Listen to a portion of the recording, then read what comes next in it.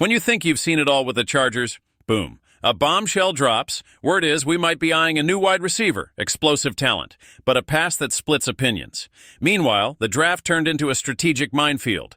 Teams are circling, and one major franchise may be lining up to jump the queue. And our GM just dropped a quote that fired up half the fan base and pissed off the rest. So, what is this? A calculated move or pure desperation?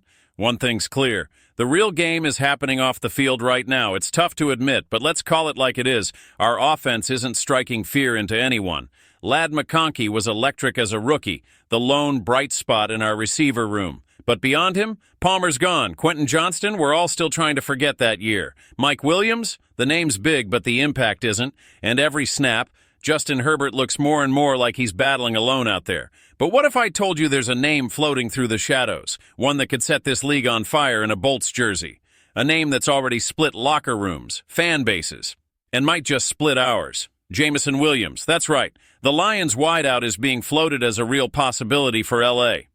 The source, Anthony Palacios from Last Word on Sports, who dropped the nugget that Williams could be the perfect replacement for DJ Chark, who, let's be real, it was a flat-out bust. Williams, he says, would bring the firepower we desperately need. And this didn't come out of nowhere. Detroit's been scouting WRs in the draft. If they grab a new guy, Williams becomes expendable. That's where we enter the picture. A team starving for speed, for a threat, for someone who stretches defenses and breaks coverages in one step. Last season, Williams posted 58 catches, 1,001 yards, and 8 touchdowns, average 17, 3 yards per reception, pure TNT. Plus, he's a threat on end-arounds and reverses. He's not just a receiver, he's a problem. But yeah, there's a catch. Williams has history, suspensions, off-field stuff. Even in Detroit, not everyone's sold on him. But with him entering the final year of his rookie deal, valued around $17 million, and that fifth-year option likely to be picked up, we're talking 2 years of an ascending talent just 24 years old. So here's the million-dollar question. Do you roll the dice? Do you trade a second-rounder for a guy who could be a game wrecker or a time bomb? Because if he fits into Harbaugh's system, man, this offense gets dangerous, fast.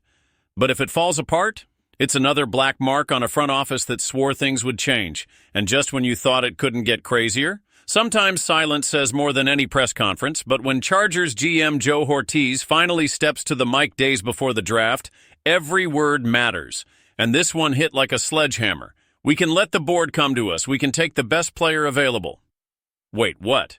Sounds basic on the surface. But Chargers fans know better. That kind of language? It's a chess move, not checkers. Hortiz and Harbaugh are playing deep strategy here, hiding intentions, baiting reactions. The offseason has been wild. We signed 21 players, big names, Khalil Mack, Mike Williams returns. Additions like Makhi Becton, Najee Harris, Tyler Conklin, and Dante Jackson. On paper, every position got a plug-in, which means we enter the draft with freedom. No panic picks. But that quote has a double edge. One interpretation, the front office is truly set, confident enough to draft long-term. No need-based panic. That's the dream. That's how dynasties are built, by thinking 2 moves ahead. But the flip side, it's smoke, diversion, a cover-up for lingering holes, tight end, D-line depth, playmakers for Herbert. And the fan base knows it. They've seen this movie before. Then Hortiz said something else. We might draft someone who isn't a need today but could be in 2 weeks. Boom, flashbacks. How many times have we seen head-scratching picks turn into guys who never get off the bench? The wild card now? Harbaugh. He doesn't play not to lose. This draft isn't just about names, it's about a message. And at pick 22, that message could be conservative, or it could be a turning point. But hang on, what comes next is even wilder. There's movement behind the scenes, lots of it. GMs working the phones, trying to make something happen before the clock starts on draft day 2025. And guess who's right in the eye of the storm? Yep. The Chargers. Why? Because the 22nd overall pick is a hot zone. It's prime real estate. Just close enough to elite to snag a star. Just low enough not to bankrupt a team in trade capital. And 2 AFC teams are circling like sharks, Houston and Buffalo. Let's start with Houston. According to ESPN's Field Yates, the Texans are hunting O-line help, badly. They just traded Laramie Tunsil, leaving a crater in protection. With picks notched 25 and 42, they've got the ammo. And LA, reportedly not as locked in on O-line as teams above them, Cards, Bengals, Seahawks, Vikings, that puts the Chargers in the perfect sweet spot for a leapfrog move. And then there's Buffalo. The Bills are sitting at 30, but don't sleep on them. They've got their eyes on a top cornerback. And history says they're not afraid to jump up to get their guy.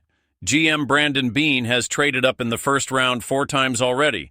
If he smells value at 22, he'll strike. Now breathe, because this could go brilliantly or blow up in our face. If we trade back a few spots, we pick up more draft capital, build depth, maybe still get our guy. But if we miscalculate, our target could be snatched up right in front of us. The fan base is torn. Some want to stay put, take a playmaker and move on. Others say hoard picks, play the long game. We already have 10 selections. Stack more, rebuild faster. And here's where the poker game starts.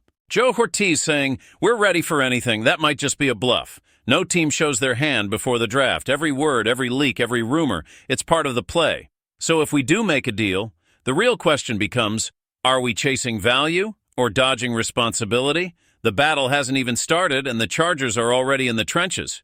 Trade rumors, draft smokescreens, rivals sniffing around, a front office walking the fine line between guts and recklessness. So now I ask you, if you were in that war room, what's your move? Drop a comment, smash the sub button, turn on notifications, because here we don't just report the news, we bleed powder blue. Catch you in the next one.